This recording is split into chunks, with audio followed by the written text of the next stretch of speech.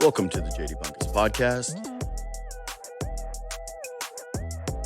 Congratulations, Saskatchewan Roughriders.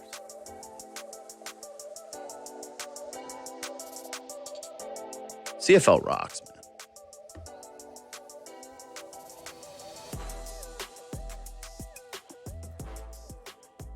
I do a show here. Here is Toronto. And I got a little bummed watching the CFL last night because we're kind of the one place that's missing out on it in Canada. I don't know what the BC culture is for CFL because they can kind of mirror us a little bit with certain products, certain sports entertainment. But the rest of the country seems to get it, seems to embrace it in a way that is materially different than in this city. Like I was Googling the next 3 Grey Cup locations because I couldn't wait for it to get back to Ontario. Started dreaming about the idea of going down to Alberta next year, watching the Grey Cup, being in that atmosphere, being a part of the celebration that leads up to the event. I went when it was here. I had a great time. Took in a bunch of the events. It's the build-up, the parties leading up to the Grey Cup are very, very cool. Toronto was a little spread out, and it didn't have the feel of the Grey Cup is in our city because it's so big. And frankly, we just don't embrace the CFL the same way. There's a lot of competitive products. You can't fault Torontonians for not loving the Argonauts as much as Riders fans love the Riders because you have the Maple Leafs, you have the Raptors, you have the Blue Jays. You have a million products here that grab your attention. And so I get it. We've tied ourselves into being Buffalo Bills fans in the city of Toronto.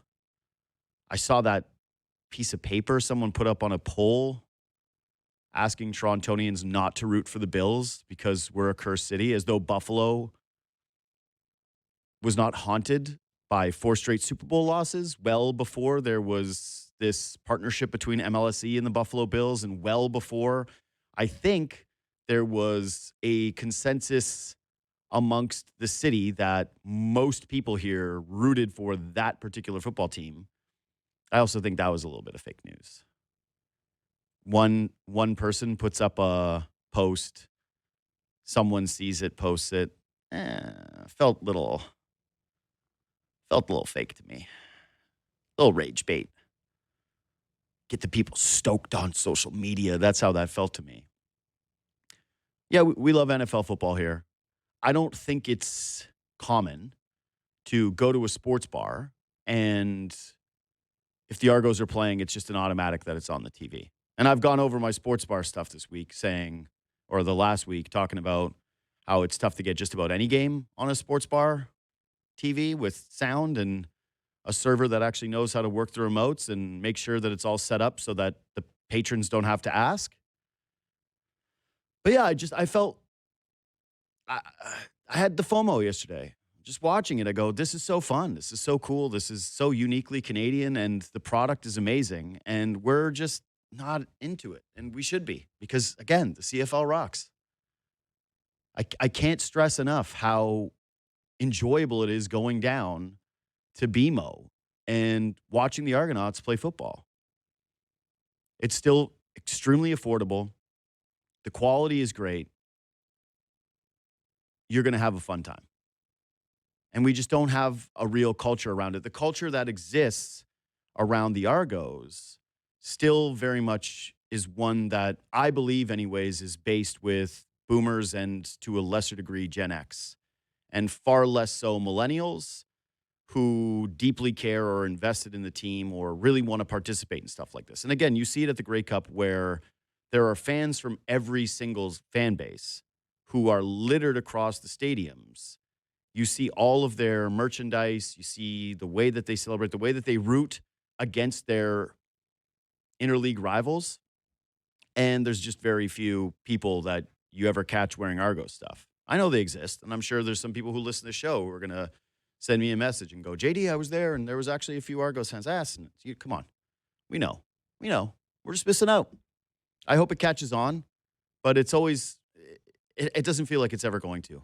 It never feels like it's going to be something that has a big core fan base that can fill up that stadium for big events, or that forces, say, the CFL to want to put more events here. Just, yeah, it's a bummer. And by the way, for me personally, it was tough to watch AJ Ouellette be that awesome in that game. And knowing that the Argos let that guy walk, and he's just such an identity player, runs so hard. I thought the MVP of that game. It's cool that they gave it to Trevor Harris. It wasn't exactly a shocker. It's a quarterback who threw for over 300 yards, and he's on the winning team, and he's got a cool story. Awesome that they acknowledged him. I just felt like Ouellette was the player of that game. Anyway, again, congrats to the Rough Riders. Fun game, awesome game. Just felt like a Grey Cup. Minus the halftime show. But that wasn't even actually so bad, I got to say. The MGK thing wasn't horrible. Wasn't as bad as I expected it to be, even though I'm not exactly his biggest fan. So this morning I'm reflecting on what I watched this weekend, right? And thinking about what's my big takeaway? What's my big thought? And it was with the NFL. And how I watched a full slate of games on Sunday. And looking back on it, it was supposed to be a lot of premier matchups. Lions, Eagles, Seahawks, Rams, Chiefs, Broncos. This was a big one. We're deep into the season. We want to see some good teams play each other. There's some rivalry games. There's some huge games for the division. And we've hyped a lot of these groups throughout the year asking, hey, who's Super Bowl contenders? Who has an MVP on their team? Blah, blah, blah, blah, blah. And I was really left with the feeling of there's a lack of greatness. And not with individuals and not with units. I think that there was a great performance by the Eagles defense. I think that there was a great individual performance by Josh Allen, who there's this like weird conversation people are having about who the best quarterback is, and people making it seem as though it's like this massive hot take to say that Josh Allen is better than Patrick Mahomes right now, which I just don't think it is. Josh Allen just threw for 3 touchdown passes and rushed for 3. He's the only guy in NFL history ever to do that. He's done it twice. No other quarterback has ever done it. And we live in the era of Lamar Jackson, who you would think has one of those games over the course of his career. But I'm watching all these games like Ravens look off. That Philly defense, you're doing the weather thing where you go, well, it's cold, and how much is the wind affecting these teams, and blah, blah, blah. But they're off. A.J. Brown's on Twitch streams talking about how you should drop him in fantasy, and Saquon hasn't been quite the same guy. I would say Hurts hasn't been quite the same guy. You give them respect that they could win, but they don't feel like a special team when you're watching them play. The Lions obviously have taken a pretty massive step back, and at this point, anybody who trusts Jared Goff in the cold is out of their mind. Seahawks and Rams played each other. Seahawks quarterback threw 4 interceptions, and they lost by 2 points and had an opportunity to win it at the very end of the game, if not for one of, if not the best punt I've ever seen in my entire life. The Bills, again, their quarterback is great, but their team is not that. They drubbed that Tampa Bay Buccaneers defense. But I'm not looking at the Bills and going, man, this is a special team. I think it's a special quarterback, and I would say that given his abilities, they are still, for me, the favorite in the AFC, which is so weird because I've been so high and low on the Bills. They're the number 1 Jekyll and Hyde team in the NFL right now. But how could you watch that Chiefs-Broncos game and go, no, I feel better about one of those 2 teams? The Chargers are done. They got no offensive line. They were supposed to be a hype team coming into this season. Yeah, my Colts, they're hanging around. They didn't play, but come on. We're really going to see a Daniel Jones Super Bowl? There's just the Ravens completely seem off. There's a body language to that team that I want to talk to Brady about today that I don't like when I watch them. Something seems amiss. I don't know if it's Lamar Jackson's health. I don't know if it's years of this group being together and not being able to get over the hump, and they're kind of mired in the slog that is the regular season. But there's no team greatness in the NFL right now. Anyways, Brady Quinn is our Monday morning insider, former NFL QB and analyst on Fox. What's up, buddy? How we doing? Doing well, JD. Thanks for having me on. Yeah, man, of course. So, yeah, I'm going to start with that. Who do you think is the closest to a great team in the NFL right now? Well, I think we associate great with a great quarterback and a great head coach. And I think the problem right now is you don't have those combinations Mm, that are at least leading in particular in the AFC, where a lot of those great quarterbacks have tended to exist. So, you look at the Chiefs, for example, who now I don't even know if the division's in reach no, it's out. after their It's gone. loss to the Broncos yesterday. So it's going to be a wild card spot. And looking at their schedule, there's a chance for them to get back on a run, but it's definitely going to have to be through the wild card and on the road if they want to get back to the Super Bowl. But you look at the Broncos, they're sitting right now on top of the AFC playoff picture. And they've got a quarterback who I think has continued to prove doubters wrong. Mm. However, you want to kind of look at that team. But their defense is nasty. And as a team, I'd say they're playing great football. Can they do that for the remainder of the season and be this team that, remains to be dominant and be able to make it to a Super Bowl? I think we all have our doubts because we haven't seen them do it before. But Sean Payton's taken a team there and he knows how to get there. I think you can go through the list of other teams that are up there too. I don't think anyone had the Colts. You mentioned them in the position that they're in right now because they're all waiting for Daniel Jones to have that game that, we saw versus Pittsburgh, or you go back to like Sam Darnold this past week versus the Rams. For everyone that's watched him this season, how well he's played, they use that game to be their point of contention every single time someone talks about being one of the MVP candidates. Hmm. They say, well, there it is. There's the 4-pick game. There's that old Sam Darnold that was eventually going to come out. So I think that's more of what we're getting right now as you kind of sort through what the top of the league looks like. It's a lot of new teams, new faces, Hmm. organizations that have been able to kind of build their roster out around the quarterback position. And they've got a quarterback that at times has been more than serviceable, but for the most part is operating within a system that has a lot of pieces around him. I mean, the Colts, the Broncos, two of those teams we've named, they're two of the most complete teams, I would say, in the NFL as far as how they're playing. But are they susceptible to their quarterback having a bad game and them losing? Of course. They're not led by a quarterback who, on maybe his worst day, can Hmm. still find a way of beating anyone in the NFL, like a Patrick Mahomes, like a Lamar Jackson or Josh Allen. Yeah, that's the way I feel about it too. Is like there's a class of teams that are clearly in the mix for the Super Bowl that have a complete team and really good coaching, but the quarterback remains a huge question mark in terms of can you deliver at that level. And I would say that's the Seahawks, that's the Broncos, and that's the Colts, right? Those are those three teams. Then you've got the mix of Rams, aged Matt Stafford, but still balling, still playing great. But I Yeah. thought, nothing special really from them last night. They they opened the game with a couple of scoring drives. It felt like maybe they were going to run away with that game. And then the rest of it, I thought Stafford and McVay were not able to actually kind of get anything going. And I just, they're beatable, right? Like they don't feel like a juggernaut. And that's kind of the impression that I get when I'm saying, hey, there's an absence of greatness. I'm watching the Chiefs. They're 5-5 now. I saw somebody tweet they look like they're 10% worse in every area. And I go, that feels actually right to me.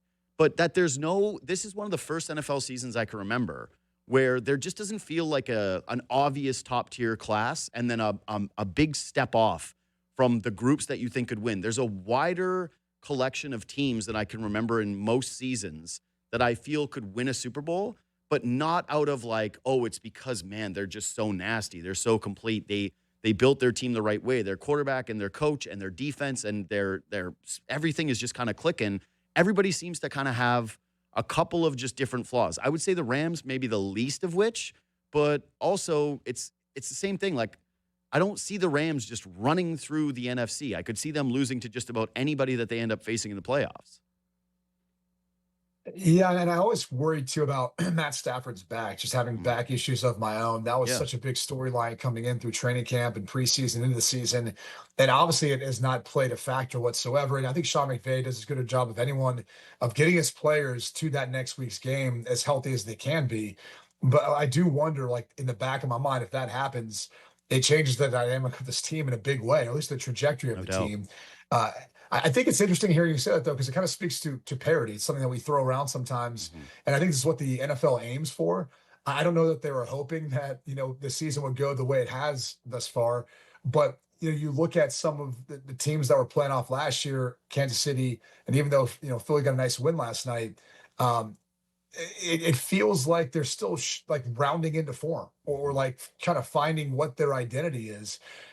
Philly, it's more offensive in nature. I think their defense is pretty nasty. And in particular, is how deep they are up front on their D line. But the passing game always leaves more to be desired. And even for AJ Brown, who's clearly frustrated as he should be, because something does seem off with Hurts. And then for Kansas City, it's like, where did their pass rush go? Mhm. I don't know if it's because Chris Jones get up there in age, but like even Karlaftis, I mean, it seems like that's gone by the wayside, and that's going to be a problem for them if they're not going to be able to have the ability to close out games with that pass rush. So um, they all have flaws. What's interesting to me is just how much more parity I think there is with the way some of these organizations that have been able to build maybe a more complete team with less holes, despite not having that top line quarterback that we're talking about. But the other thing I would say is I don't know if it's a lack of the offseason preparation, if it's how teams are even practicing week to week throughout the course of the season. But some of the top teams that we would say with the odds on betting favorites to be there, Mhm. whether it's Baltimore or Kansas City, Philly, some of the teams we've named, those teams still feel like they're trying to find themselves. And Yeah. maybe Baltimore has over the last, few weeks. Mm. But again, I kind of go back to is it something that's happening in between the games during the course of week in practice? Is it, them not practicing enough? I mean, obviously injuries always play a factor, but that's more what I'm seeing is it feels like there's just so much inconsistency now. And I'm wondering how much of it plays a role in what we're not doing in the offseason to allow these teams to have a better sense of who they are when they get to week one. And instead of Mhm. finding out who they are when we're in week 10, week 11. Yeah. So I think that last year it was pretty clear that the Bills, the Ravens, the Chiefs, and the Eagles were a tier above everybody else heading into the postseason. Like it felt like very clear and obvious that one of those four teams would win. This year, the parity stuff that you're talking about feels far more impactful. The landscape feels way wider. And even the four teams that I mentioned, yeah, like again, the Bills have a good record. The Ravens look like they're going to come back and probably win that division. They're heavy favorites. The Eagles, same thing with theirs. But they're kind of in there more as default. Like they're in there more out of respect of what they've done and the high end level that the quarterbacks can reach, more so than I think it's like what we've seen on the field. So I want to go through a bunch of these teams individually and some of the storylines, but I'll start with just this. Did anybody change your mind about them more than any other team this weekend? Like who had the greatest impact on you? Probably Denver. I mean, I think if you Yeah, looked at okay. their schedule, we've been like waiting for this win to be the one that says, okay, like Hmm. check that box. Now they're legit. And again, you play the schedule that you're given. I think sometimes we make too big of a deal about that. In the NFL, it's like it's hard to win week in and week out, just as the Chargers, right? The Chargers team we saw last week versus the Chargers team we just saw versus the Jaguars are two completely different teams. And I understand, as of right now, the Chargers are still in a wild card spot, but that's concerning because the Jaguars were having a hard time getting pressure. And I know there's a bunch of backups playing for the Chargers, but you look at that was just a complete egg. Yeah. And, the Chargers are going to have to go on the road if they get in the playoffs at this point. And it doesn't fare well for them, They're obviously, not to do winning that. multiple So, games. No shot. no, not looking like that. They're No. not winning any games. I'm not sure they hold on to make the playoffs at this juncture. Yep. But I go back and I look at how big of a win that was for Denver, for the division, for the seeding, everything too in the conference, and just kind of that now. Okay, like that's what they needed to do. They did it, and the defense is legit. Their defense is for real, especially when you're going up against and Andy Reid, system and Patrick Mahomes, everything else that goes along with that. Like that to me was the biggest win of the weekend. So you're right about the schedule talk, right? Like we've picked through Denver's wins all season long. I don't even know, like again, we went some weeks without speaking because of the Blue Jays run, but I don't know if I've had Denver in my like usually I top these conversations like, okay, like who are the teams that I need to hit on this week, right? Like let's prioritize what groups we need to go through. Denver, despite now what they're 8-2. I don't know how many times I've actually gotten to them or I've even brought them up because a lot of their wins, they're 9-2. So yeah, it's felt somewhat fraudulent. And Bo Nix played so poorly through large stretches of the season. I thought we kind of established, all right, this defense is elite. They're absolutely loaded. They can keep you any ball game. But the offense that we were expecting coming into the season with Nix and Peyton had not yet materialized. And so for me, the most meaningful moment of that game yesterday was the ceiling throw that Nix makes to Franklin, where they're on the outside of field goal range. Probably in modern day times, they're going to knock one down there. but he makes that play down the field to just cement the game. No Patrick Mahomes getting the ball. He makes the play. It's been, like I said, a bit of a journey for him to kind of get to this point. But are you seeing what are you seeing with Bo Nix and Sean Payton in that pairing, and how impactful was yesterday's performance to you, just in terms of like, oh, okay, this makes them more than that team that I just discussed, which is just kind of scraping by against some lesser teams and actually move themselves into a contender status? So I think you have to understand who Bo Nix is as a player and what his background is. His father was a coach, started and played very early on during his time at Auburn before transferring to Oregon, where he had two phenomenal final years there. And one of the things that I've always felt Bo Nix, how he represented himself, but even how he played, he was always kind of mature beyond his years. And I think that comes oftentimes with a quarterback whose dad coached. Mm-hmm. They see the game at a much earlier age from a different lens and perspective. And I think it's one of the reasons why Sean Payton loved Bo Nix coming out of college. He played a lot of games. He was experienced. He was older. He was mature. He wasn't getting like your typical rookie where there's going to be this big learning curve. I think, he was going to walk into the league understanding how to be a professional, playing college football through the NIL era where you basically are a professional. And that pairing to me has been perfect because where everyone else didn't see Bo Nix quite the same way Sean Payton did, he's been able to take him under his wing and mold him. And I think the other thing that was on display was Sean Payton's one of the better offensive minds that I don't know that we give enough credit to. He's going up Because against he's Steve not Spagnuolo, likable. who's one of the well, Yeah. I wouldn't put it that way. Yeah. From my interactions around him, he actually is very likable. I think how he's portrayed through the media is very kind of confident and cocky. Mm-hmm. And he's got a little bit of a chip on his shoulder, in part because I think, look, the guy's won a Super Bowl, and I think he's been able to maximize the ability of almost every quarterback he's had. I mean, we look at Drew Brees and how he revamped his career, and Brees tends to get all the credit for how prolific he was. Sean Payton was a mastermind during Yep. his time there, not only building Drew back up from the injury and putting in a system that made it work, but you tend to forget too, it's not like Brees had the biggest arm. And I'm not saying that he was limited because obviously he's an incredibly hard worker and he deserves all the credit in the world for being a first ballot Hall of Famer. But there's also an element of like that pairing together. And Peyton, I don't feel like ever got as much credit as he probably deserved for just how good that offense was. And then you look at Russell Wilson now, Mm-hmm. and then what it looked like in Sean Payton's system. I mean, I was kind of thinking like, oh, like Pittsburgh when they got him, even New York when he's going to start and play this year. I'm like, if he could just replicate what he did for the Broncos, that's miles better than what the Steelers had experienced in recent years, and then even just the Giants and what they were looking for. Mm-hmm. And then you kind of come to find out, okay, it's a little different circumstances, and you're not getting that same player, or you're not getting the player that can operate within that system. So just going back to the initial question, he's got a quarterback who's going to do everything by the book the way Sean Payton wants it done. I think that's what he had in Drew Brees. And that's what he's got in Bo Nix. And Bo Nix is accurate enough. He's athletic enough and very capable of taking this team to a higher level because of some of those attributes. And so I think that's why that's why he loved him in the first place to draft him, but also the way he plays the game. And by the way, you talk about how Sean Payton is portrayed, and I'll describe as a chip on his shoulder. That's how I feel about Bo Nix. Like every time I see Bo Nix, he's got this edge to him. And the way he talks to people, the way he talks to the media, a very serious demeanor about him. But I think part of the reason why no one believes is just how many fourth quarter comebacks they've had. And it feels like every single game, they're in a tight game, they've got to go win in the fourth quarter, and they have. So I'm not sure how much more we need to see before we start believing in the capabilities of this team to go win a Super Bowl, or of this team to go make a run, because they have no problem being in a tight game in the fourth quarter and finishing or figuring out how to finish it. Well, and I really trust them at home too.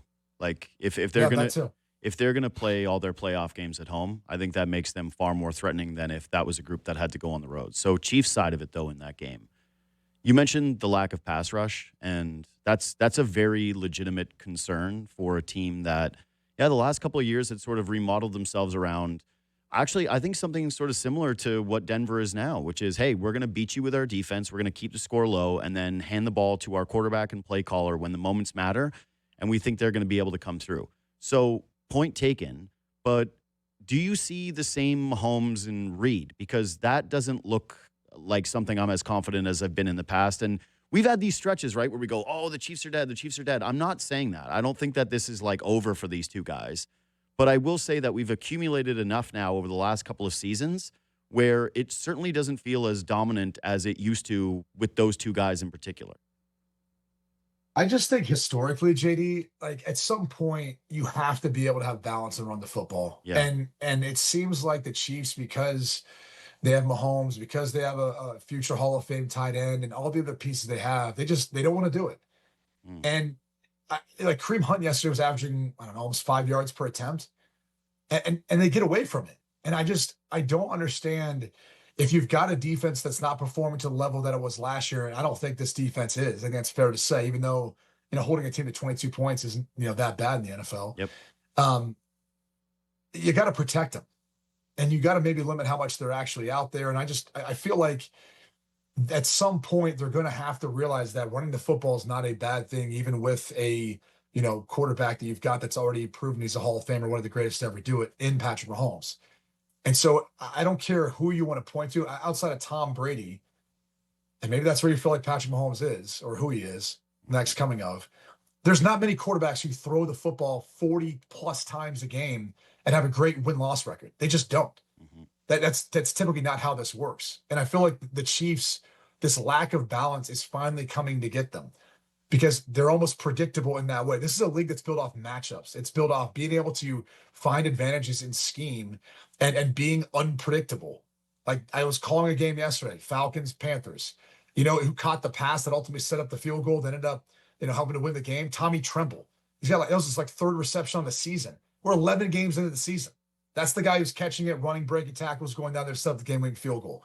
Pretty unpredictable. Not many people have that on their bingo card. So at some point, this Chiefs offense has to evolve, and they've got to be able to find more balance in regards to how they're running the football and hanging their hat on that. And look, maybe Hunt will be the bell cow back. They've got, others there that can pitch in, but that to me is the one glaring thing that is going to hold them back from, I think, having more success, especially as you get in the playoffs, if they have to go on the road, inclement weather, all these things. Talk about Denver. I mean, that time of year, the wind, snow, other things that can play a factor. If you've got to go back there in the playoffs, it's just, they've got to be able to run the football better, or at least, and I shouldn't say run it better. They ran it well yesterday. They just didn't run it enough to be able to provide that balance. Yeah.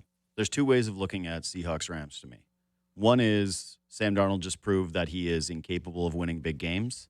The other is if your quarterback doesn't throw 4 interceptions, you probably beat the best team in the NFC. Which way are you looking at it? Probably the latter. I do think Darnold will play well in those moments. I'm not a believer that when you're out there, you're thinking about the moment, or that's what's you're feeling the pressure of that moment. I do think there's times where, for him, when he gets outside of himself and starts pressing, and the game seems to speed up for him, that's when he throws those picks where, and again, I always say as a former quarterback, there's not, there's a difference between interceptions. There's good picks, bad picks. There's some we all watch where you go, okay, it was tipped, or, hey, it looked like it might have been a miscommunication, receiver ran the wrong route, bad timing, something else, or that, it tips off the receiver's hands and it goes to the defense. Mm-hmm. Those you look at and go, okay, there's a little more context to those. Those yesterday were just bad picks. Yep. And he tends to be a quarterback who throws some really bad ones that make you frustrated, make you second guess everything you've seen from him so far this year. That being said, I'm still a believer in them because of their defense. They kept him in that game, despite him throwing 4 interceptions. And I think also their ability, because they've got it, to come back. I mean, they can sling the football around a bit too if they find themselves down in that position. So I'm more of a believer in this team. I'm not saying they're the Legion of Boom, but the defense has been much better than I anticipated this season. And give Mike McDonald and his staff a ton of credit, because that's been the thing that's kind of stood out outside of the play of Jackson Smith and Jaguar Sam Darnold this year. Yeah. See, the defense is awesome. And they kept them in that football game yesterday. So many incredible stops. I thought that's the first time this year where we've seen the Rams offense look like they couldn't find a balance, and that Matt Stafford looked deeply uncomfortable for large stretches of it. And I think I tend to normally gravitate to where you are, where the idea of a guy who can't win the big one, well, that changes, right? We had David Price for forever, where it was, oh, he can't win. And then he goes out, and I think he should have been World Series MVP the year that the Red Sox won instead of Steve Pearce. There's a difference with Darnold, though. And I'm even watching his post-game stuff. And the body language and the way that he's delivering the post-game speech, I didn't love it. The way how adamantly his teammates stuck up for him was cool, and I like that. But it also kind of speaks to, I wonder if there is a little bit of internal fear with these guys, because Darnold, some of those, the fourth pick that he threw, man, where he jumps up and throws it right into a guy's belly, that's where you start to wonder about the seeing ghost things. And when you accumulate that much, this is a strong word for it, but trauma as a quarterback, I do wonder if you're starting to tighten up in those moments. And I don't think going into the game, for example, he was thinking, oh, the Rams are a huge game. This is an opportunity for me to prove myself. Like, if I do things poorly, people are going to cement my career as a choker. He's got a long road this year to change people's minds. It's when things start to go poorly and he continues to compound the mistakes. Like, Jared Goff did not have a good game yesterday, right? Like, he looked horrible in the cold. But one of the things that he was doing that I really liked in contrast to Darnold was when the play wasn't there, he's throwing it at guys' feet. He's like, yep, this play's done. It's at your feet. Darnold feels like, oh my God, something like you can feel the energy that's coming off of him in these plays, and it looks scrambly, and his face looks shot. The body language is terrible, and he's throwing just these breadbasket interceptions that are breaking his team's back and putting his defense into compromising positions. And I would say that, man, I'm a Seahawks fan. I've been trying to hold back from this fear of Darnold, but when I saw it like that in that game, I went, I don't know if you can get punched in the mouth and get back up. And that scares me. Again, I think he can. I think it's just a matter of him being able to have that game to kind of prove it in a new uniform. And that's where, look, they're playing next week versus Tennessee, in Nashville. So is that going to change your mind or make you convinced? Of course not. They're playing Minnesota after that. Is that going to change your mind? Maybe. I mean, that's a probably more difficult defensive scheme to go up against with all the different variations that Brian Flores does and how that defense can play. So it'll be a greater challenge than maybe just their win-loss record looks like. But then they go to Atlanta, and then they got to play the Colts. And the Colts and Rams later on in December, those are the games that I think ultimately can change your mind about him, which is unfortunately like how it works, for everyone on the outside of the league. But internally, I would say this. What concerned me the most about all the interceptions and really just how he performed in general yesterday was this is a divisional opponent. And granted, the first time they played him, so that's why I'm going to be really curious to see that last time when they play them in later December, how he adjusts, how he goes about handling some of those adjustments and things, because you're familiar with the personnel, you're familiar with the scheme, and you should have improved play from the first time to the next time you play that team. And not to keep going back to a game I called, but go back to the 30-0 game Carolina and Atlanta played the first time around. This past one goes into overtime. Carolina still wins it, but completely different performance. Who knows if the Falcons win that thing if Penix stays healthy instead of Cousins getting in there for the second half. So that would be the thing that I'm looking forward to most. I know it's going to be a number of weeks before we get there, but I think Sam Darnold's a tough kid, and I think he had a bad day. And you and I have talked about before, his floor when he has those bad days, it's a lot lower than Matt Stafford's, for example, or some of the other guys that he's going to go up against. I'd say Daniel Jones. I mean, kind of in a similar boat, right? He has that bad game versus Pittsburgh. He's responded since then. But I'm sure there's many people who felt the exact same way that you do, that were Colts fans after that loss to Pittsburgh. It's, here we go again. Mm-hmm. If he gets down, he's not going to be able to come back. I mean, I'll say this much. I don't know many teams that come back, throwing 4 picks or 3 picks, whoever you were talking about, in games. So I actually was more optimistic, the fact that they were still in that game despite how bad Darnold played. Yeah. And I would say if you're trying to spin it even a little bit more positive, it's like, okay, this happened in the middle of the season now or later, but this wasn't the very end of the year like last year with Darnold, where he has the meltdown in the final game of the year and then goes right in the playoffs with that on his mind and melts down immediately again. Right. At least he's going to be given other opportunities throughout the regular season to kind of change that narrative and do better. I don't like that the Rams took away JSN and it felt like he just didn't have anything with any of the other guys outside of like some checkdowns to Barner. But yeah, we'll see, I guess. I also think with the Minnesota situation too, it's like he knew that he was playing for another team.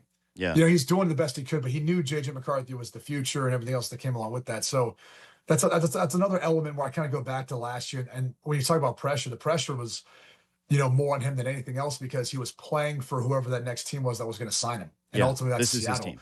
I don't, yeah, it's his team now. And that's why I think you hear the players defend him and how he's played this entire season. I think they see him in a different light than people do on the outside. Without his offensive coordinator, is Dan Campbell just Brandon Staley? Huh. No, I don't think that's the case. Okay. I mean, I 0 for 5 on fourth downs. And like some of them criminal, you, I think. Well, that's a fair point Mhm. in comparison to make. Is at some point kick it, at some point punt it. Like we've almost swung, and this tends to be how society works, right? Like we overcorrect more often than not. And I get it. He's an aggressive guy, and he wants to be aggressive and try to take the opportunity to go win the game when he's in those moments.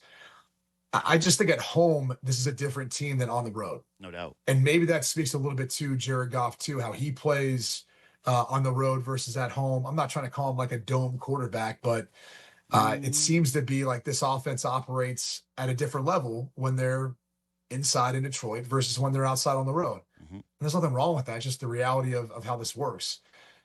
It's hard to put your finger on exactly what last night was outside of, I don't think they can do much when everyone's going to say Jahmyr Gibbs is the best part of their offense, and they're not far off. But when you can't protect Goff, when you can't block him up front, that's a problem. And I feel like last night they lost that physical battle up front. There's some questionable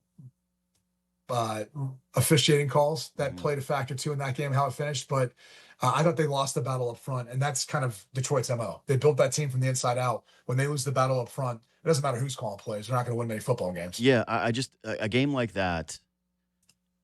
I'll be honest, it felt a little ego-driven by Dan Campbell. Like, he wants to be the tougher team. He wants to be physically imposing. That has worked for them in the past, being like the fourth down team that just runs it down your throat. It's kind of like the Eagles have with the tush push, right? They get into fourth and short. They don't really care where they are on the field because they think they're going to be able to bully you into a yard. And they've been basically right in that gamble. And yesterday, you're playing in a cold weather game. Points were really tough to come by. Your defense is balling. And you just gave the Eagles short field after short field after short field. And I just didn't like it. It felt like a coach that wasn't playing to the game script and the situation and what he was seeing from his quarterback and his running game, and was more to the idea of him going like, no, I'm Dan Campbell. Like I'm the baddest dude in the West. And it wasn't working. And that would scare me a little bit, where it's like, he's calling the offense, and they did lose Ben Johnson, and everybody doubted whether or not they were going to be able to survive that. And yeah, that was a spooky moment for me. I'm not like writing off Dan Campbell. I'm not saying that I don't think he's a good coach or anything like that. I'm not trying to go like super hot takey with it, but people have bad moments, and I think that game was like a bad moment with him. And the reason why I brought up Brandon Staley is I felt like Staley reached that point with the Chargers as well, where people were criticizing him for some of those fourth down decisions. And instead of him going like, hey, maybe I should take a step back here and acknowledge that there's some validity to these arguments, it was, no, I'm doubling down. I'm tripling down. This is who I am, and I'll take it all the way to the wire. And it didn't work, and he got fired. And obviously, this guy's not getting fired immediately, and they could have a season where they don't win a playoff game, and he's still going to keep his job. But it just had that same vibe to me. Like, this is about me, and this isn't about my team. What's fascinating to me, though, is how much the league has changed, and it's been in part due to like analytics that everyone using that as an argument to go for things.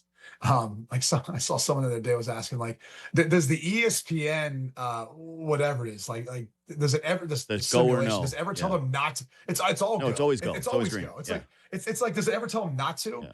That doesn't really make any sense. And if that's what the analytics are saying, then obviously the analytics are off. Yeah, and it's the Eagles' defensive line, though, in a freezing cold weather game. Like, factor that which in. Which right. And that's actually one of the conversations I had with Dave Canales, the head coach for the Carolina Panthers. I said, how much do you, he's a head coach calling plays. And I said, how much do you factor in analytics? He goes, it's a data point that I take into my consideration. He says, but there's so many variables. And this has always been my whole argument about this. Is like, yeah, that's analytics that are derived from like another team. Like if you really boil it down to like how you would be able to utilize analytics to the best of your ability is you can't pull a fourth down conversion rate talking about other teams, other matchups. Like, didn't we just say this is a matchup driven league? Yep. So then wait a second, we're going to apply analytics where now I have completely different matchups on a fourth and short on my offensive line versus that defensive line. So literally, to your point, you can't just blanketly say, "Oh, it's 4th and 2. We definitely should be going for it." That's it. Well, I mean, the reality is we're playing with 2 backups on the offensive line. We've got to go into that defensive line. Like, there's all sorts of variables that play a factor. And so that was, in essence, what kind of Dave Canales echoed, just saying it's really hard to then apply them to that specific situation Mhm. and really base your opinion off of that or your decision off of that. That's the first thing I'd say. Again, I looked at this game and I came out more a little bit concerned about Goff away from Detroit, and honestly, the passing game for the Eagles. Like, Mhm. there's something off with Jalen Hurts. There's just too many times you watch and go, the ball's just off target. It's not as accurate. There's just no chemistry and no flow to it. And again, that's a team that obviously has a new offensive coordinator. That's a team that I watch and say they need to figure this out Mhm. because they're too talented not to be able to find more production from Hurts to Brown and Devontae Smith. And that's it's got to be frustrating. It's obviously made its way out into the media with AJ Brown's frustration. That was more of a bigger takeaway for me with all this. Like, forget the Dan Campbell, the analytics, and all that. Detroit, I think, will be fine when it's all said and done. Mm. Um, but I still don't think they're a Super Bowl team. Like, they're a team that gets to the playoffs, but past that, like, I'm not betting on them to go win at all. Bucks tier. With Yeah, maybe that's fair to say. I mean, maybe we would put the Bucks like a little bit a notch ahead, Maybe. depending on how healthy they are. Depending on how healthy they are, but like Philly is a team. Like Philly's a team that I would say, based on their roster, should be able to repeat or have a shot at doing it. And their offense is going to get in their way. Like it looks as evident as can be that that's going to be their Achilles heel. And again, I'm not in that room, so I can't tell you if it's play calling. I can't tell you, if Nick Sirianni would want to start looking at taking over, or if he'd rather just continue to delegate. But that's the side where I almost wonder if they're not necessarily there needs to be a change, but they're not going to do something internally to try to find a way of getting more production. So I want to do one Falcons one. 3-7. Like, Yeah. traded their first round pick. Oh, it's a nightmare. And it's bad when my algorithm is giving me like a ton of Atlanta Falcons stuff. There's some already fire Raheem Morris buzz. And when you look at what's happened there this season, I don't know if that's actually wrong. I think the concerning thing, if you're ownership there, is it's 5 games in a row now. Mm-hmm. They have not responded, and they have been in positions to respond, which is incredibly frustrating. So I kind of sit there and wonder about some of the decisions that were made that caused them to lose this game. Bijan Robinson, for example, only had 2 touches Mm-hmm. in the second half into the fourth quarter, somewhat deep. And you wonder how that's possible for a guy who had over 100 scrimmage yards in the first half. You have a 21-10 lead going into halftime. And then your best player is not getting enough attention and touches. It was surprising, especially the way the Atlanta Falcons offensive line at times physically dominated, up front running the football. Mm-hmm. Now look, Penix gets hurt, kind of took the air out of that offense. And that's where I think when you look at what they've endured and then even how this game went down, right out of halftime, Carolina makes the adjustment that they start targeting Natron Brooks, who was in his first start playing opposite AJ Terrell. And the Panthers saw early on that they were matching AJ Terrell with wherever Tenero and McMillan went. And when they weren't, they were targeting him on Brooks, or they were targeting with whoever was on Tenero and McMillan in order to get back into that game. So there was definitely some adjustments that I thought Carolina made that played into a bit of the personnel that Atlanta was forced to play with. Mike Hughes was out. D'Alford was out. Keith Taylor, who was on their practice squad, who's played some of the back spasms. So you start to get pretty deep into your roster at that point where, like, there's just not much else you can do. And if you start playing a safety over the top, now you're playing with a light box. Now you're allowing Carolina to do what they really want to do, and that's run the ball with Rico Dowdle and Chuba Hubbard. Mm-hmm. So when you really get into the nuts and bolts of it, like, I'm not trying to advocate for them, hanging on or not. That's obviously up to Arthur Blank. But, Penix has been playing a little bit banged up off and on, obviously missed the second half of this game. Their defense has been decimated at times with some injuries. And I would say outside of Drake London, who even left the end of that game and went out with an injury, there's not a ton of depth. I mean, Darnell Mooney, who's been a really good player in his career, he had a collarbone injury to start the season, then has a hamstring injury, and he can't really get into a flow within the offense. Had a couple of nice grabs in this one. You just kind of look at it and say, like, they're a little bit snake bitten, flying under the radar. They played the Patriots close. They played the Colts close, taking the overtime. Should have won that game. So as far as what they are, they're a team with a ton of potential. But this year has just been one of the more unlucky years for them. I am not one who believes in, just cleaning house, moving on, but that's what a lot of owners do because they listen to people on the outside. This team was a game away from being a playoff team last year. They had a bit more health, and I think they've got some building blocks where if there's another year of continuity, another year within the offense, they can grow to be the team I think they're hoping to be. But it seems like the football gods are against them. Yeah, I will say that you trade your first round pick away, and if it ends up being a top 5 pick, it's tough for owners to say, like, yeah, cool, we're gonna keep guys around. But where do you feel like their dire need is? Like Well, when I look at their roster, I mean, outside of like adding another piece of a receiver, yeah, like it's not like they're when they're healthy, it's not like they have many holes in this roster. yeah, I don't think Penix is the guy. And like I'm, Really? yeah, I don't, and I'm like I love Penix. I'm a University of Washington fan. Like I wanted it to work, but I don't really see it. And what I would say about the coaching staff is like it's a red flag for me when it doesn't feel as though you are getting the most out of your best players.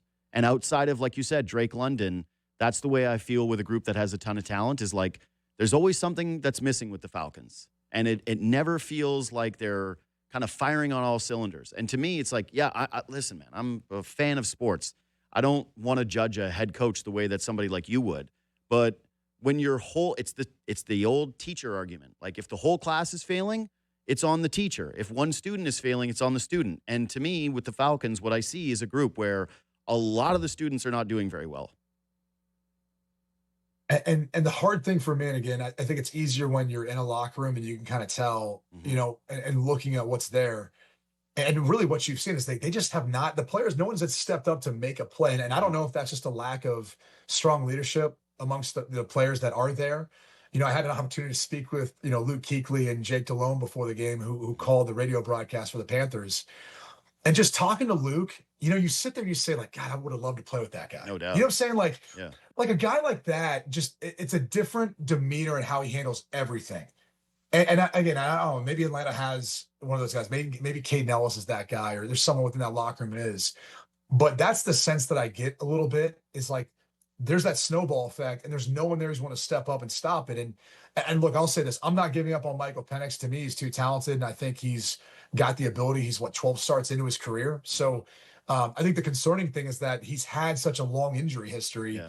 and he already banged up his knee really week 3 versus Carolina, and then played through it for a couple of weeks, but it kind of felt like he wasn't 100%.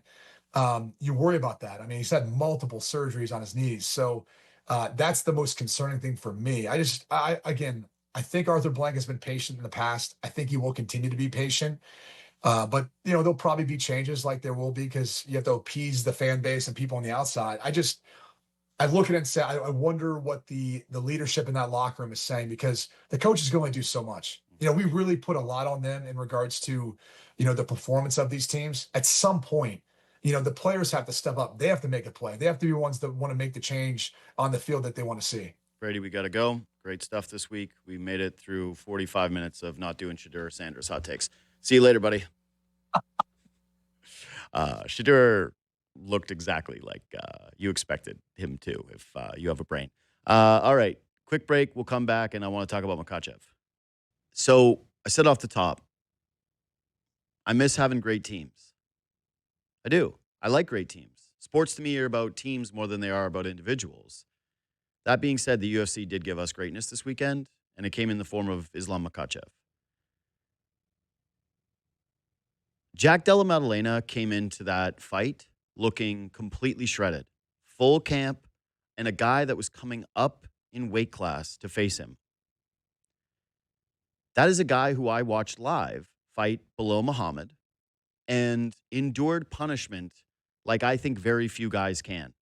Won a gutsy ass belt.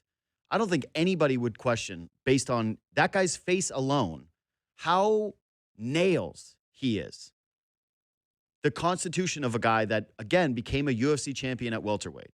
Big win for the Commonwealth, by the way, or like the Canadian part of the Commonwealth. GSP defended that title 9 times. The Australian guy couldn't do it once, couldn't even get around.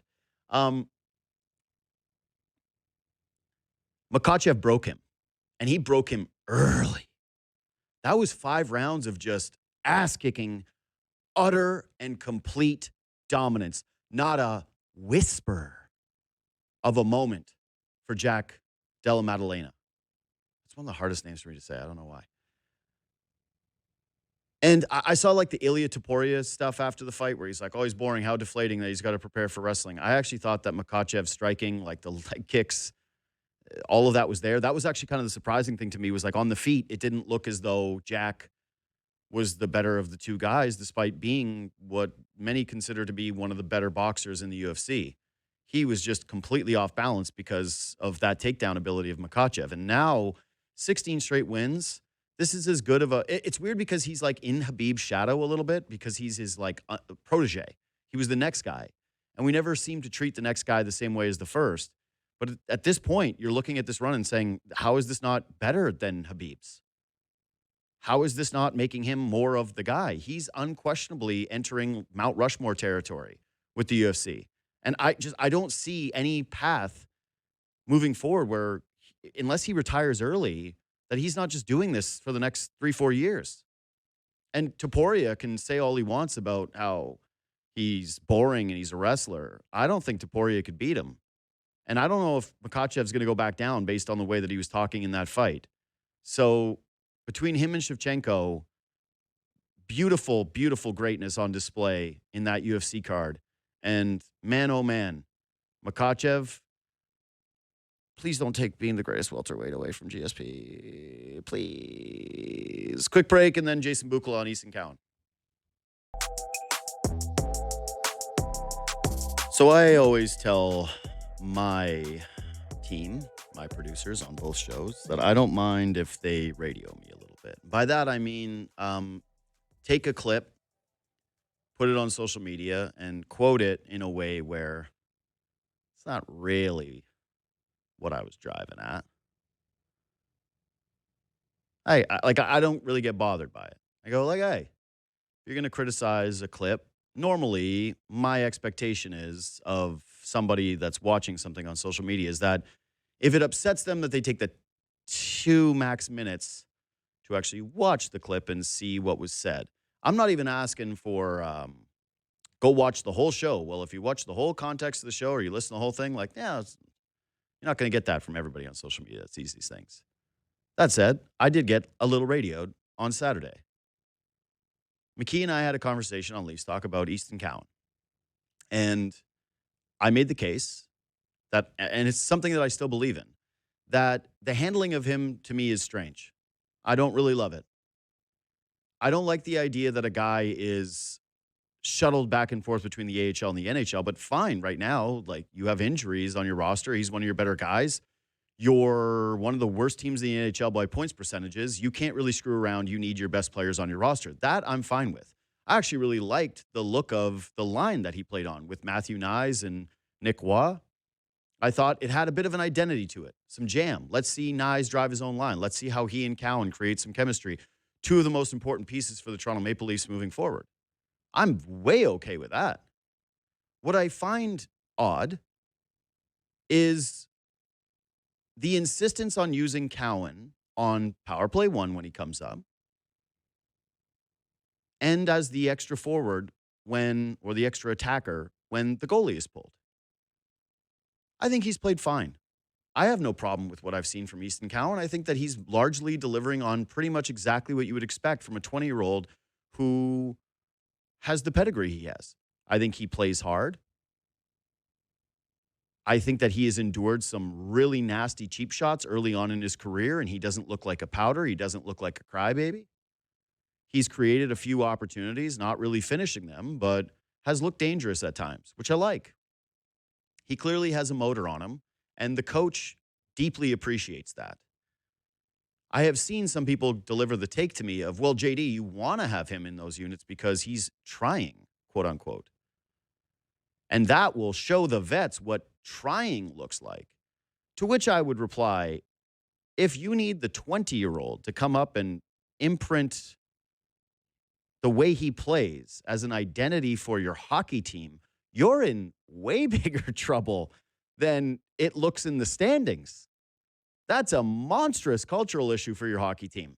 You can't have a literal kid called Cowboy, boy in his nickname, be the one driving the effort level of your team, setting the example for longtime vets, an old hockey team, in terms of the way that you're playing. And Jason Bukala is former director of amateur scouting. He's been in multiple NHL front offices. He does this for a living. He is one of my favorite guys to text when I have questions about younger players, and he joins me now. What's up, brother? I don't know if I'm always your favorite guy to text because it's as people can appreciate in sport, especially to stubborn individuals like you and I are. It's fun to go back and forth and agree to disagree on certain. That's what makes it fun for sure. Good morning. Thank you for having me on. So let me just start with this. What are you seeing with Easton Cowan's game right now at the NHL level? Because when he went down, I sent you some texts of, hey, what does he got to work on down there? What are you going to be looking for? And now he's back up. And so some of the stuff that you were talking to me about, I'm not sure if he's going to be able to do those things on an NHL roster. I think he's been, to your point, fine. I don't the issue here, of course, is, and you articulated it very well, the Toronto Maple Leafs are chasing points right now, and that makes it very difficult for a youngster who's still learning how to play at the NHL level and impact it the way that he's going to be hopefully capable of in the long term, the way that he wants to. And they clearly have a want there. They have a hope, actually. They have a hope that when they bring him up, like you said, they play him high in the lineup. They put him on PP1 the other night in Chicago.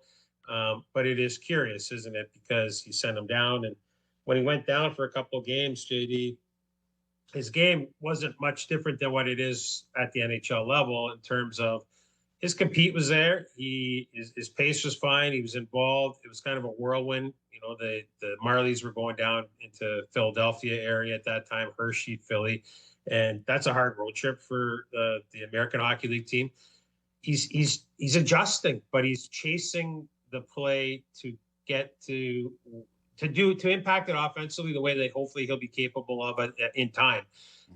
So that's curious to me that he gets the opportunity to hopefully produce offense the way that they are hoping that he will right out of the gate when they bring him up, because he hasn't yet struck lightning that way. Although he's extending plays, he's in on the forecheck, he's involved.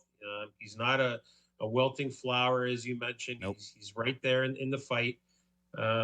But, you got Jacob Quillen down there who's, leading the Marlies. He's well over a point a game. If you're looking for just offense, just quick strike offense to get you some points, it is a little bit curious that, because Quillen's only 23 years old. I'm not saying he's an NHL player either, but, Cowan is long-term the guy.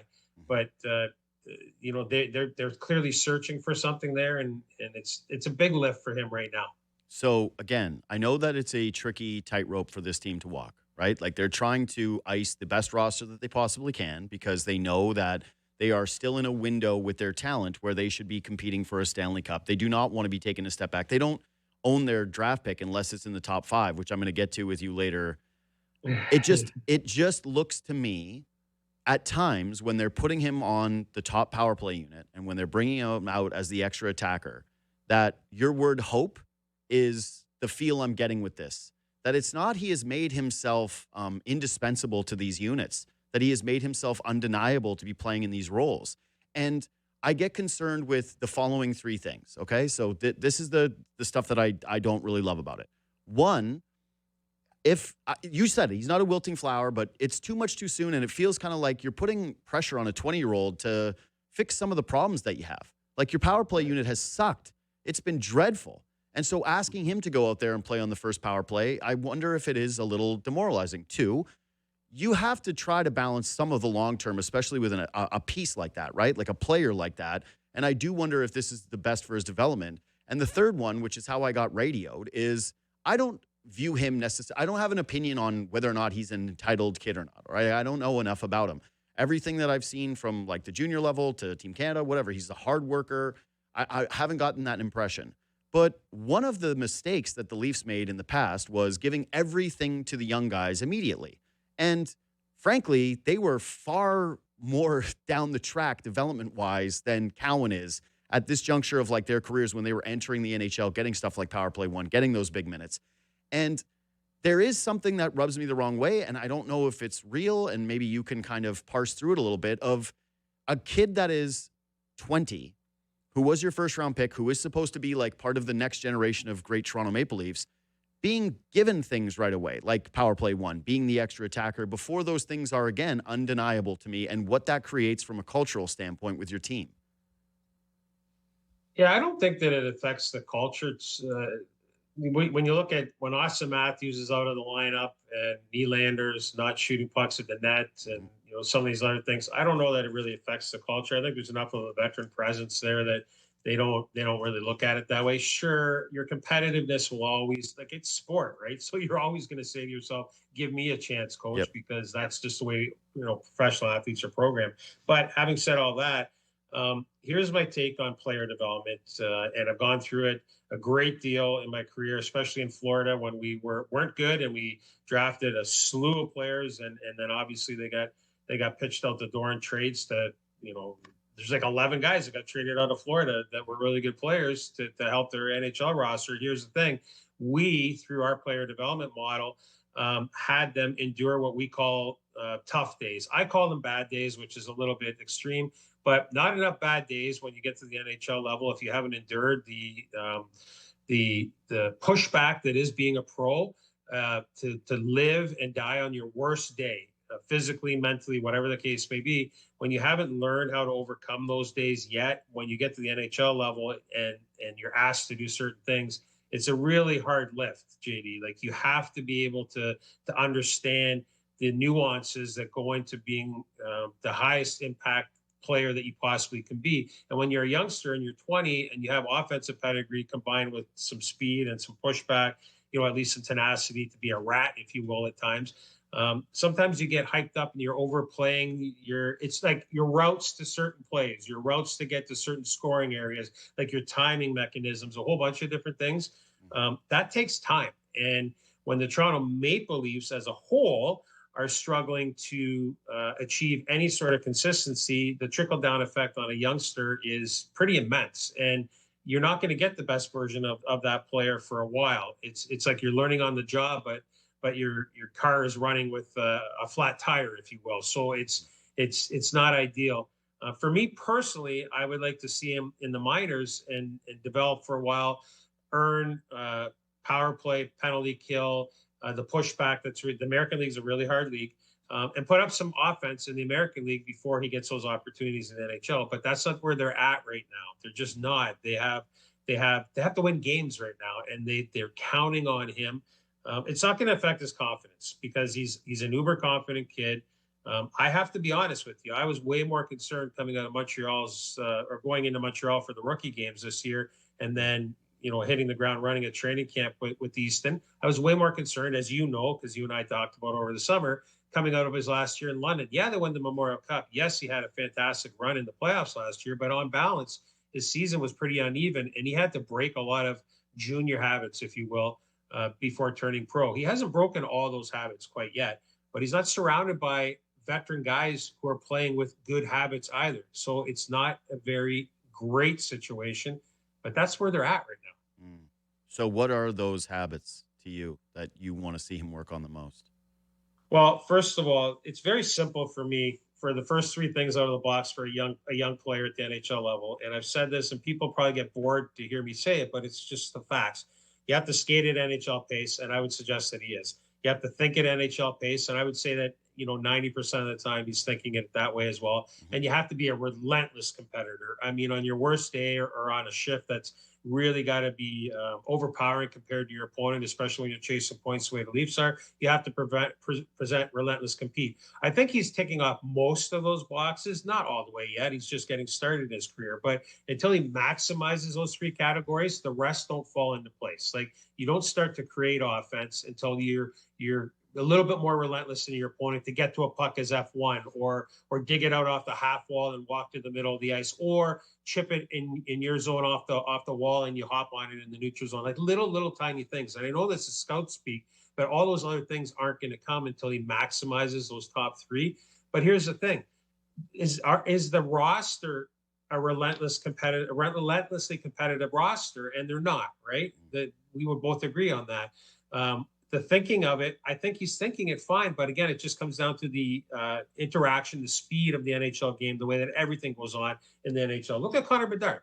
Connor Bedard people were down on him last year. He took on the last offseason, his takeaway was, I got to get quicker, I got to get faster to do little things, and I got to work on my face-offs, for example. His face-offs are much improved. Obviously, his speed is there. Easton Cowan is never going to be Connor Bedard. Don't get me wrong, but what I'm trying to tell you is I'm painting a picture for the journey, right? You learn these things along the way, and this is a heavy lift for him right now. He's a middle six guy, more like a 3 right now than he is a top 6. If you have to play him in NHL games, and they do, but he's a byproduct of the bigger picture right now. I'm glad you brought up Bedard just contextually, because one of my concerns with this too is you're putting a kid in an atmosphere that feels ugly right now, where media is sniping at you. Fans are, I would say, apathetic and frustrated when they're watching the product. You're watching a team that is clearly not firing on all cylinders. Like, every day the coach is essentially different, delivering a different kind of message, saying like, we're not valuing the defensive side of the puck. Then it's, we sat back too much. Then it's, I got to find ways to kick these guys in the ass. The lines are being thrown in a blender. They're missing some of their most important pieces on their team. They've lost 5 straight. The power play's not clicking. Go on down the line. There's not too many things that you can point to that are major positives for this team. And we thought kind of a similar thing with Bedard last year. I was certainly making the case, and I was asking people about it, is, hey, the atmosphere that he's in right now, how much does this trouble you? That he's with a team that doesn't feel like it's going anywhere, and it doesn't feel like anybody's pulling the rope in the right direction. It sounds like, listen, you got an elite talent like Connor Bedard. It's harder to miss, right? Eventually, those guys are probably going to find their level a little bit more clearly than guys that are not the A++ level guys. But does that concern you at all? Like, that he is being thrust into this atmosphere and this playing style during this period of time? I think he's going to persevere through it, to be honest with you. I think it's going to take time to get that done, or to see the result of that. But I think he's fine that way. He'll persevere through it. He was a leader in London. He went through some ebbs and flows. And at the end, his regular season last year in London was what I would say below standard. His detail wasn't as what it needed to be. Obviously, there's a ton of pressure on Easton Cowan, amongst others, at the World Juniors last year in Ottawa. And everybody knows how that went. But he really turned his game around in playoffs. And, if I'm going to be that scout who sits there and says, I have these concerns, A, B, C, and D, whatever they are, I also have to give these young people credit when credit is due. And he came out of playoffs with a very good playoff. It was. His training camp was, I wouldn't say his training camp was outstanding. I would say it was fine. It was good. It was solid, especially compared to last year. But did he earn the opportunity to be a top 6 forward? No, they have a hole in their top 6 when everybody's healthy, and they're trying to plug that hole. And to your point about and to my point too, we're both on the same page, and I'm like the fans as well. Like, for me, when you're struggling to win hockey games, and like defending is a choice, right? Defending is a choice. If at any level of hockey, keeping the puck out of your net and dummying down your game just to do the simple things really well and hope they turn into offense, let's just say, that's a choice. And the Leafs don't make enough of those choices right now. They're not buckled up and as competitive, detailed as a unit. And I'm talking about a unit, because you'll get a shift where, McCabe blocks a shot, or somebody else is emptying the tank. But what happens is that they still get pinned in their zone like they did the other night for an extended period of time. There's like 2 or 3 guys that do some things very well, but as a unit of 5, they don't collectively get it done. And maybe they don't get a save. Like there's all kinds of leaking. The boat has a lot of little pinholes in it, and it's leaking water all over the place. And it's like, well, you're trying to plug them all and catch up to them. The coach is struggling with that, you said it, lines in a blender, the message, et cetera, et cetera. A year ago, what did we talk about the most? They played with an identity. You can see how they were building an identity. Right now, that identity does not exist. And it's frustrating for everybody involved. So in that case, go back to your top 3 staples that I said when I'm talking about scouting. Just go back to the basics, get that done, and hopefully it grows into other areas of your team game. Okay, so where does that begin for this team then? Like moving to just the Leafs, like the first thing that you're trying to do to shore up some of those issues that you're talking about? Well, first of all, they need more from their very, very top players on that side of the ledger. There's players on this team that are absolutely, for me, John Tavares, by the way, John Tavares doesn't on balance change his game. He's giving absolutely everything he can give. You need a key faceoff win, he can do that. You want it offensively, you want him to play the bumper on the fire play, you want him to regroup and dig a puck from below the goal line. He does all that stuff. He doesn't track as fast as other guys on this roster, but to me, if I'm looking for somebody up front that's still leading by example, I would suggest to you that he's the guy. Bobby McMahon skating downhill, F1 on the forecheck with speed, there's that.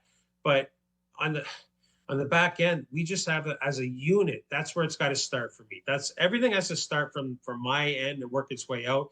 And we as a unit have got to get more dialed in on the defensive side. And if that means that you got to trap it up for a game and play a really simple dump and chase, physical when you get chances, create turnovers in the neutral zone, attack off the rush, but you're really in good position, taking away the middle of the ice defensively and killing plays defensively and giving Joe Wall or whoever the goalie is his best opportunity to make easier saves, let's just say.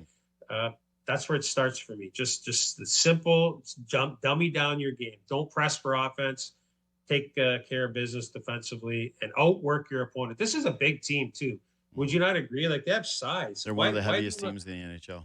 Why do we not wear down our opponents more? Because we're either chasing the game or we've surpassed our fatigue threshold because we've been on the ice too long.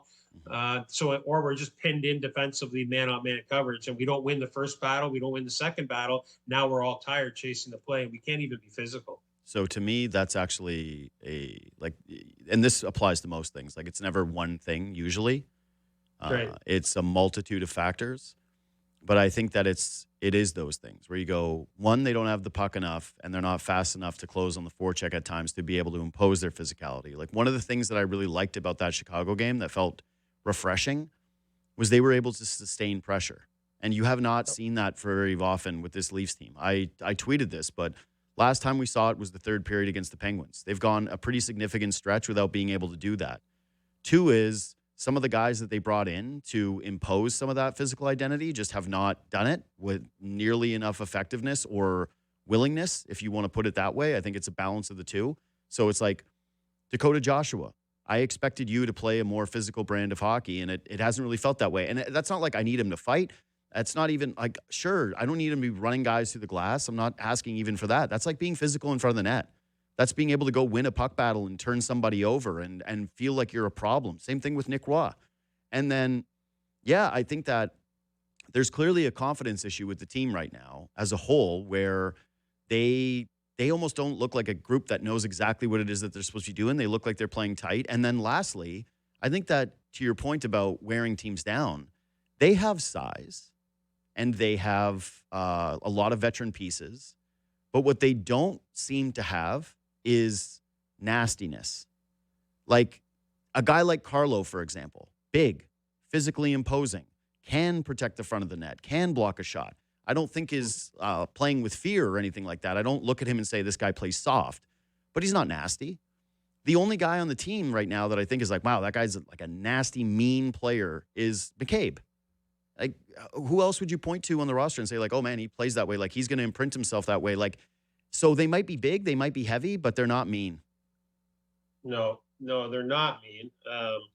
there's guys that are capable of being more mean than they are. Joshua is a great example of it. So, well, let me unpack a few different things for you here. Like Joshua, he's a big, strong guy, right? And on straight lines, he can push the pace. He'll spike offensively as well on occasion, and he had some good runs in Vancouver that way. But his offense came from exactly what you're talking about: getting up ice, creating turnovers, secondary efforts, secondary pushback, all these things. He's chasing the play. There's no question about it.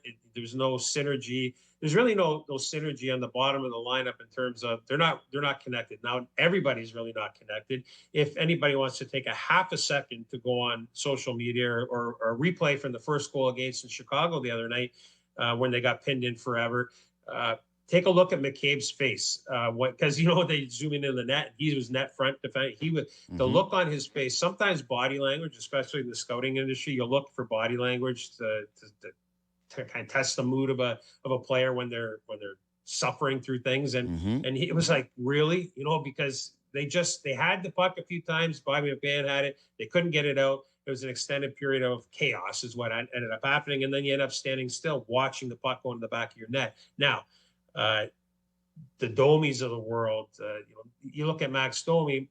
When I see that second line roll out the other night, and I know that I think Sammy was kind of excited, Sammy McKee, that is, for your show. And even before that, he liked the look of that second line. To me, it's just a sign of desperate times when you start to try and patchwork things together the way it was patched together. I would sooner them to load up the top line the other night and then have 3 fourth lines almost identity-wise. When I say that identity-wise. So, the rest of the group would just be so dialed in to outwork the opponent. Brandon Carlo, by the way, going all the way back to his junior time in the Western Hockey League, he's a big, tall guy. He's long. He's not a hard guy in terms of he's not going to be punching people in the nose and running over them physically. He's in the way guy. He's got long reach. He'll get in the shooting lanes. He'll block shots. All those types of things. He's the poster child for one of the poster child for what's going wrong here in Toronto. But really, if the Leafs were just 2 or 3 games better than what they are right now, I think people will be marginally okay with the way Carlo's played. Because if you look at his stats line and you look at some of the things that he has done, he's a byproduct of everybody else. It's not that he's been horrendous compared to, or when you look at his skill set, it's not been horrendous. It's just that everybody around him has been a tire fire as a team. And that makes guys like him stand out. And you wish for more things from a guy like that. He doesn't do those things, JD. He's not going to be hard that way. You're especially measuring him against the trade, I think, is why people have the added frustration. Right. Is that they're going, wait, if the Leafs are not a quality team this year and the Bruins end up picking 7th, you're not going to view this Fraser Minton in a 7th overall pick as like a big win for your team. So I know that's part of the reason why he's taking it too. And by the way, as we were speaking, the Leafs just announced that Brandon Carlo was put on the IR with a lower body injury. They've called up they've called up Quillem, so that's happening. But for a blue line that has looked lost, a blue line that is already missing Chris Tanev desperately, get ready to learn Mermis, get ready to learn more Myers, get ready to learn some pretty heavy minutes for some guys that I don't think you want to be playing those kind of minutes. Okay, I want to pivot to one positive thing though. Can I just say something real quick there on that, though? Yeah. And I'm with you. Stetcher coming in, you're going to see somebody who will. The one thing about Troy Stetcher is he's not for everybody. That's why he bounces around. But he's not going to cheat you on energy and compete. So he's an undersized guy, but keep an eye on him when he comes in because you talk about Myers who's really struggling. You're going to get something in return there. He'll plug a hole that way with his energy and his compete. It will actually stand out on this roster out of the box. So sorry. That's good. Well, no, I'm glad you mentioned it because that's what they need badly. This team is down so bad defensively that Troy Stetcher is now, hey, don't worry, you're bringing in this guy that the Oilers who are trying to win a cup just got. Anyway, Nick Robertson looks like a guy who's taken a real step. And I was joking about it on Leafs Talk the other night saying, I'm officially tricked that I've done this before where we've gone, oh man, has he unlocked something? And then it goes back to the play that you've grown accustomed to, which is like too inconsistent, him falling off his skates. I think he looks really hungry on the puck. He looks decisive, and he just feels like one of the most engaged guys. Again, you're superimposing him over the rest of this group, which is so many disappointing players right now. So I'm sure there's a little piece of that. But what are you seeing with Robertson's game in terms of the linear progress here that we're now seeing from the start of the season to now? And do you think that this is something sustainable or real? I have to give him credit. To your point, I think he's probably on balance been the most energetic, consistent forward on a night-to-night basis. When he straps the boots on, you know what you're getting out of him. He's gotten more opportunity to play more as the team has suffered through injury and poor play on balance. And he deserves credit for that. But again, I take a look at for now, it's good. I also want to play the long game there and say that, good for you and happy. I'm talking to the player here. So good for you doing exactly what we expected out of you. And you're getting a chance. And even he said that too. I think somebody put it to him last week. What's the difference? And he's saying, well, just playing time. Yeah, minutes. Yeah, just minutes. And he's taking advantage of those minutes. Is it sustainable? We'll see. Hopefully, I think that he maybe has turned the corner that way. But I would also throw it back at you and say this: is he a byproduct of everybody else around him? Does he stand out even more because of the rest of the group not performing at a high level?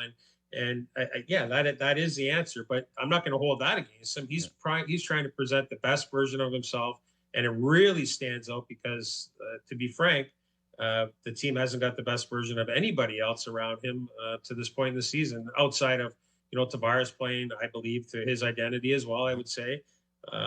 But the rest of it is, nice. Like, I sit here now and I start going through the lineup in my mind in this conversation. This is why you and I got to go up the street for lunch, because, we'd sit there for 3 hours. But, like Nyes, he gets away from his point production, and his plus minus looks good.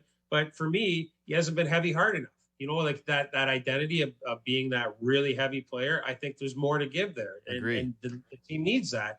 Nylander, I don't give her, that you've got 24, 25, 26 points. I don't care about that as I do, but I care about it more when you're also not standing still in the defensive zone and the puck's going in our net. So it's a give and take with a lot of these other guys. And it hasn't been that way with Robertson. Robertson's been consistent to date. Yeah, I'm a big believer in hard work meets opportunity. That is probably one of my core principles. Is do the work your ass off, and then when you get the chance, it'll shine through. And to me, that's the credit that I'm giving Nick Robertson right now. Is did he get this opportunity because of injuries and other guys underperforming? Absolutely, he did. But now in the opportunity, I don't care that the rest of the guys are not living up to expectation. He's exceeding what I expected of him this season. And to your point, you can't say that about too many guys. Again, even Tavares, I guess you could say he's exceeding them based on his age. But this is who John Tavares is, okay? If he's not making $4.5 million and the fan base finally is we love you now. This is who he's been all along, okay? John Tavares did not materially change his game this season. The perception of him did because of the money. Nick Robertson has changed. Nick Robertson is stronger on his skates. He's far more engaged. I think he's making better decisions. He's driving and making plays around the net, which I love for an undersized player. He's playing fearlessly, and it's been gutsy. And so I just, all the credit in the world to the kid, because I, like many other people, had written off the potential of him making an impact for the Toronto Maple Leafs. And what started the season as a player that you thought was going to maybe be flipped for a third or a fourth round pick in an ideal situation has now become one of the most important pieces of your team. So, going back to the beginning of our conversation, you basically you said exactly how my approach is to what I'm looking for in the player, because you would agree, based on what you just said there, that he's playing fast, he's thinking the game better, and he's more relentless, right? You would agree with all those three things. So then what happens is that the rest of it starts to fall into place, obviously given an opportunity, but the offense falls into place. So he ticked off those, but if he's 15 or 20% better in the top three, you're going to get what he can do, which is produce some offense, hopefully. Now, listen, I have to keep it in perspective here. The Toronto Maple Leafs think they're in their Stanley Cup window still. So this is a nice part of the roster. He's towing his rope right now, and hopefully everybody else around him starts to tow it a little bit better as well. But now the challenge for him, and he's had a lot of bad days. There's this kid, he's persevered, and he's persevered on like I've been relatively hard on him too, because at the beginning he couldn't stay healthy. And then it was he couldn't get in the lineup. And then, of course, it wasn't he couldn't get in the lineup. He did. He scored in regular season, but then he couldn't get in the lineup in the playoffs. There's still a lot of journey, a lot of story to be written here about him. But hopefully the rest of the group around him gets more buttoned up and he becomes part of the bigger story. And he's already ticked off those top 3 boxes. So we'll see where this goes. But there's lots of work to do here. I want to do one last thing with you. And this is just a fun game, okay? It's a fun, depressing. I don't know how you are going to end up. Fun and depressing at the same time. Yeah. Okay. So let's just play the if game. If today we're projecting forward, how strong is the top 5 of this draft class if the Leafs do land there? And how deep is it 6 beyond in terms of level of devastation, in terms of if that pick doesn't end up being theirs? Both sides of the ledger. So you can pick which side of the teeter-totter you want to fall on here, but both sides of the ledger are strong in the first round. So at the top of the class, everybody's been on the Gavin McKenna, and I had to talk you off the ledge on the weekend or whatever you and I were texting. I don't care how good Verhoff is. He's not the number 1 pick. It's the kid from the UConn. We need this, okay? Like, this is the most important thing in my life, is that he just gets picked first overall. Unless the Leafs pick second, and then I'm a Verhoff then guy. You're on your. So McKenna is Penn State. Now, this is a fascinating thing because Penn State's just been kind of very inconsistent. They're not a very buttoned-up team compared to the really good NCAA teams, which makes it even harder on a guy like McKenna, a youngster. Yeah, goal scoring's down. Everything's down. The plus minus, people can take a look for themselves if they want. It's going to take some time there. Now, having said that, he's an all-world offensive athlete. We already know that. So he's still number 1 for now. But Keaton Verhoff, Ethan Belchez from the Windsor Spitfires, 6'5", 227 pounds in the middle of the ice. Like, come on, puts the puck in the back of the net, drops the flippers, you name it, kills penalties, does it all. Ivor Stenberg out of Sweden. He's going to be a top 5 pick as well. He is, how about this? The Sedins and Peter Forsberg, and then Ivor Stenberg for average points per game in their draft year. Pretty good list. In the SHL. Yeah, ridiculous, right? So there's a lot to go around, is what I'm telling you. They're not going to be a top 5, but God forbid if they are. If they did, that would just be that would be catastrophic. That's not going to happen. That would not be catastrophic. That's far better. It would be in terms of what they should be doing this year. Yeah, of course. But like, you end up with a top 5 pick, and it almost feels like you could take a sigh of relief. Versus, like I said, when the Leafs traded for Phil Kessel, it ended up being the number 2 pick, which is Sagan, and that put the fan base into a immediate depression. And that's the fear that you have right now. Is okay, if you're going to miss the playoffs, miss badly. Give people a lottery balls shot. Don't have it be a miss where you end up with the 8th pick in the draft and Boston ends up taking a kid that everybody loves. Yeah. That's the disaster. I'm not saying it's not a disaster to finish in the bottom 5, okay? Like, clearly, it would be awful, awful, awful. But I could survive receiving a top 5 pick, one of those guys that you just mentioned. I don't know how I'm going to handle the idea of the Leafs bottoming out, missing the playoffs, having a soft sell deadline, and then the Boston Bruins of all teams recouping yet another young quality player from the Maple Leafs after, Tuukka Rasks and Sagan. Like, it's too much.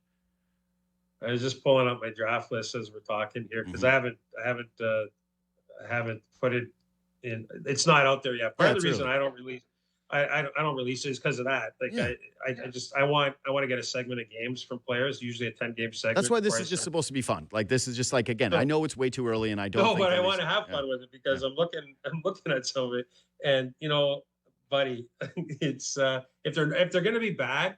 Be really bad is your point, and I'm with you there. And they would get a player that would move the needle, like it would be unbelievable with one of those top 5 picks for sure.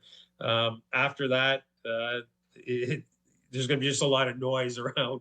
You're still going to be you're giving up the pick, and you're going to get one of these other guys. Viggo Bjork is a really skilled, smaller guy. Oh, Ryan Rubrick from Niagara. He's a London kid. He's another big rig. That's the thing, eh? Like, this draft cycle and a couple of the most recent draft cycles, they've had some trees with skill in them, like really big guys. And And there's going to be lots to go around, like the Beckett Seneca type of guys that are going to impact the game sooner than later. But hey, I know you want to go. I want to end it with this. I want to say something. Like, remember the Boston Bruins start this year? I was just thinking about, how the Leafs are throwing everything in the blender and trying to make things right. How about the Boston Bruins, the start they had, and everybody's like, ugh, this is not. And then you know what they did? They stuck with it. They didn't make a lot of changes to their lineup. They stuck with whatever the process of the new coach wanted to have in place. And then they've gone on this run, right? They've won 8 of 9 now. Whatever the Leafs find, if they can bottle up some of the compete and all these things we talked about on this call today, stick with it for a while. Even if you lose, stick with it for a while to see if you can get some consistency. Yeah, no, they're not going into, well, this is sell mode until right up against the deadline, because the league is No, but flat. I'm just saying, like, even line combinations or deep pairings, if they've been above average, don't break it up the next game. Well, it's kind of tough now because they've got no Carlo, no Tanev, no Matthews. Like, this was not the time to have a Brandon Carlo injury. Not today. Jason Bukala, again, one of our best seniors prospects writer at Sportsnet. Thanks for making time, buddy. Awesome, buddy. It's great to spend time with you. Yeah, I'll see you at the shop this week. I'll see you at the Absolutely. shop this week. I'll come say hi. Beautiful. All right. See you then, man. All right. Subscribe to this podcast. Leave 5 stars. Reach out anytime on Twitter and Instagram at JD Bunkis. Quick break and we'll hit what we missed. All right. Brandon Brown, what did we miss? Well, we had Josh Naylor, biggest free agent signing so far this offseason in the MLB, and he signed a 5-year deal to stay with the Mariners after being traded there from the Diamondbacks this offseason or this season at the trade deadline. Had some pretty big games during the ALCS. Obviously, Canadian kid. We usually love the Canadian guys here, but is he becoming a bit of a Toronto villain, JD? What do you think with his play against the Blue Jays specifically? Yeah, this is interesting. I was thinking about this when he signed the contract, how in non-Canadian or non-NHL sports, we root for the Canadian. Always. Like, think about how loved Joey Votto was, how excited people were to bring the corpse of Joey Votto to Toronto.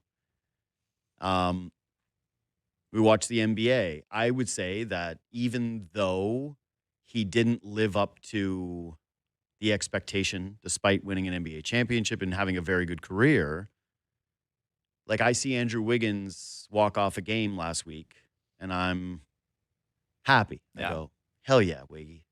Hell yeah, man. Even though he's one of the worst guests I've ever had. Oh, no. Oh, yeah, like, absolutely in the pantheon of gave me absolutely nothings. We care about Nathan Rourke when he's the third-string quarterback of the Jacksonville Jaguars, hoping that he wins a job. People are going to tune in for some preseason games. Not everyone, but some people are going to look at that and go, I hope you do it, man, right? Like Josh Palmer right now. Yep. Buffalo Bills. You go, hey, let's go, Canadian. Do your thing.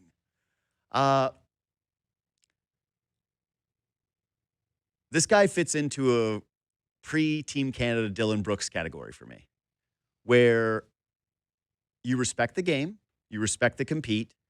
The sports need guys like this, okay?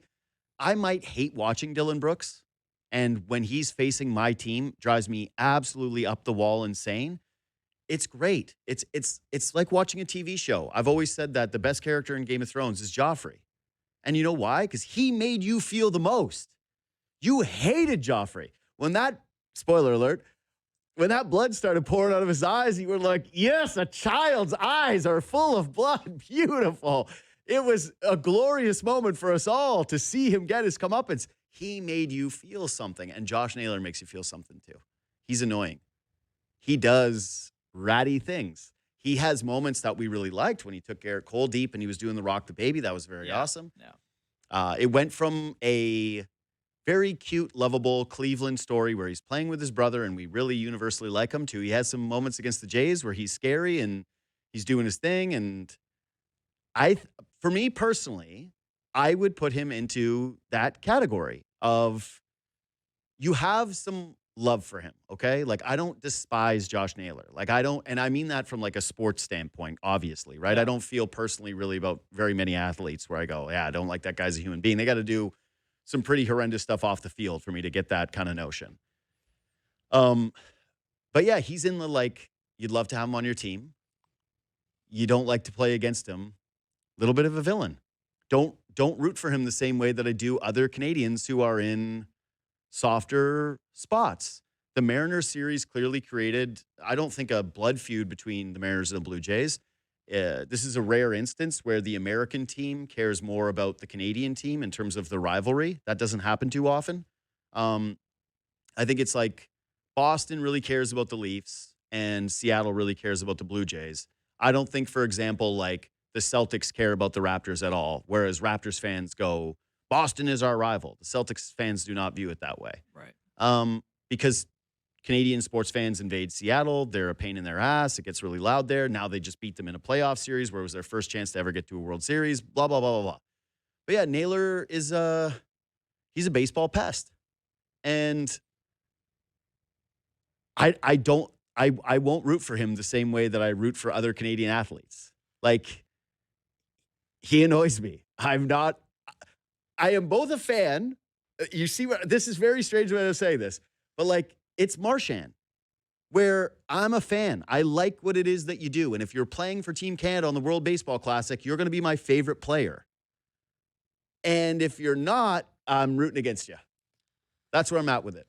Yeah, it's kind of like the opposite of Brad Marchand, where it's, and we're going to get into this, is you kind of hated him earlier for the majority of his career, and now he's kind of become more of a likable figure, right? I will despise watching Josh Naylor play for the Mariners against the Blue Jays, and then when he retires, I will go, man, I'm going to miss you. Yeah. Same thing. It was my Kobe thing. Yeah. I've said this story on the show before, so forgive me for being a repeater, but I cried during a Kobe Bryant commercial when he retired, and it's because it was this beautiful commercial that I think Nike did where it was this, I hate you, I love you. And it was all these different players and coaches and figures in the NBA spotlighted around watching Kobe Bryant saying, like, I hate you. And it made me realize, like, I'm never going to feel the way that I felt about any athlete, the way that I hated Kobe, that I rooted against Kobe. And he was greatness. And he was everything in an athlete that I want from them in terms of the way that they play the game. And to watch him finally retire, I was like, oh my God, this is going to leave a sports void in me. Like, I'm never going to have anything that is close to the way that I revered and sports hated Kobe Bryant. So yeah, I think, and Marchand's kind of a similar thing. So yeah, how much time we got here? Yeah, I don't want to do more. I want to ask you quickly about the Bills because I didn't do enough time on Josh Allen. Sure. The throw he made for the second touchdown was outrageous. And I'm curious what your roller coaster's like as a Bills fan right now, where 1 week you lose to the Dolphins and you go, defense is too bad. Allen doesn't have the weapons. It's not the year. To out of this week, I would have this was my take that I didn't get to do about the Bills. I actually think it's like the most important that they win this year more than any other year because of how flat the league is. The Chiefs are uber vulnerable. You got to beat Denver. Like, you got to beat Bo Nix in a playoff game, even if it's on the road. Drake May, the Patriots are scary. They might take over the division for the next 5 years, but as of right now, it's still like, it's got to be yours, man. Like, are you feeling that level of urgency right now with Josh Allen? 100%. I think you said it. The offense just needs to continue to play well, and it feels like they can score on pretty much anybody at this point. So that takes a little bit of the pressure off of the defense, which, to your point, even in yesterday's game, they have moments where they can get stops, but it's not what you want to see in a playoff level atmosphere. So I think you're right. The offense, I'm starting to really get a good feel about it, and I think they can really continue the pressure, but I just want to see where they go with the defense, and hopefully they can figure it out. I can tell you where they're going with the defense. It's called, like, mediocre at best is what you're hoping for. Yeah. Is like, be just mediocre. Don't break our backs. Anyway, we will see you tomorrow.